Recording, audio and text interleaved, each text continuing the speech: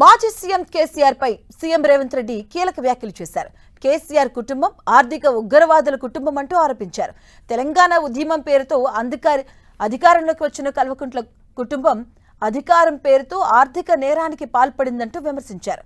కాంట్రాక్టర్ల నుంచి కమిషన్ల కోసమే కాళేశ్వరం ప్రాజెక్టు డిజైన్ మార్చారని ఆరోపించారు. కేసీఆర్, హరీష్ రావు ఇంజనీర్లు కాదని మానిప్యులేటర్లంటూ విమర్శించారు. ఇక ప్రాజెక్టులో నాణ్యత పాటించి ఉంటే ఈ పరిస్థితి వచ్చేది కాదన్న సీఎం రేవంత్ దీనిపై అసెంబ్లీలో చర్చించేందుకు కేసీఆర్ రావాలన్నారు. మీకు అందిస్తే చేసిన నిర్వాకం అనేది దీన్ని విధ్వంసం అంటారు. ఫైనాన్షియల్ టెర్రరిస్ట్ అంటారు ఇంగ్లీష్లో. ఆర్థిక ఉగ్రవాదం రకరకాలుగా ఉంటుంది. కానీ ఆర్థిక ఉగ్రవాద కుటుంబం కేసీఆర్ కుటుంబం. కేసీఆర్, కేటీఆర్, హరీష్ ఆర్థిక ఉగ్రవాదులు. తెలంగాణ యొక్క ఆర్థిక మూలాలను దోపిడీ చేయడమే కాకుండా విధ్వంసం చేసిండ్రు.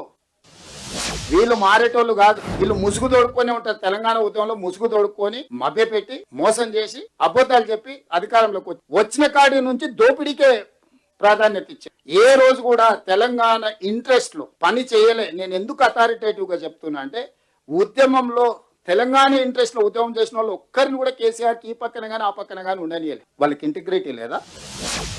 ఎప్పుడు చెప్తే చంద్రశేఖరరావు లెటర్ రాస్తే శాసనసభ పిలిచి చర్చ చేద్దాం, వాస్తవాలు అన్ని మాట్లాడదాం. మాట్లాడినాక ఒకవేళ అసెంబ్లీలో చంద్రశేఖరరావు గారికి ఎందుకు వాళ్ళు చంద్రశేఖరరావు గారు కన్విన్స్ చేసిందంటే 100% చంద్రశేఖరరావు గారికి అప్పచెప్తాం. మొత్తం 3 అప్పచెప్తాం. రాబోయే 3 ఏళ్ళు అప్పచెప్తాం. ఏం చేస్తాడు శని? వారం రోజులు కాదు.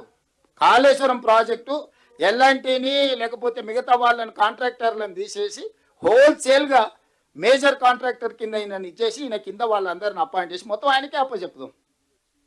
ఇప్పుడు నిజంగానే చంద్రశేఖరరావు గారి వాదనలో బలం ఉంటే, చంద్రశేఖరరావు గారు ఏ తప్పు పాల్పడకపోతే, ప్రమాదం జరిగితే చంద్రశేఖరరావు గారు సభ ఎప్పుడు కోరుకుంటప్పుడు నేను పర్సనల్గా స్పీకర్ గారిని రిక్వెస్ట్ చేసి సభ పెడతా.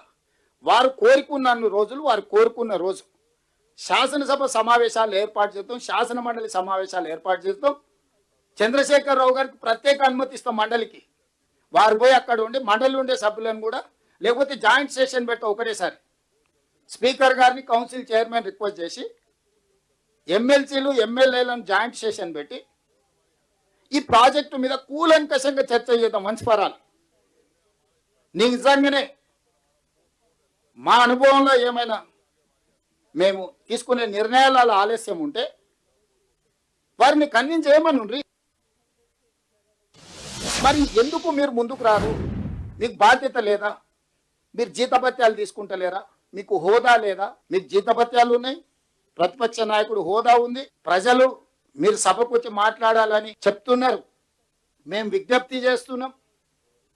ఇన్ని రకాలుగా చెప్పినా మీరు తప్పించుకుంటున్నారంటే మీరు చేసిన నేరము ఘోరం మీకు తెలుసు. అందుకే మీరు మొహం చాటేస్తున్నారు. కప్పిపుచ్చుకోవడానికి బేషరంగా అబద్ధాలు చెప్పేటోళ్ళని ఊరి మీదకి వదిలి మమ్మల్ని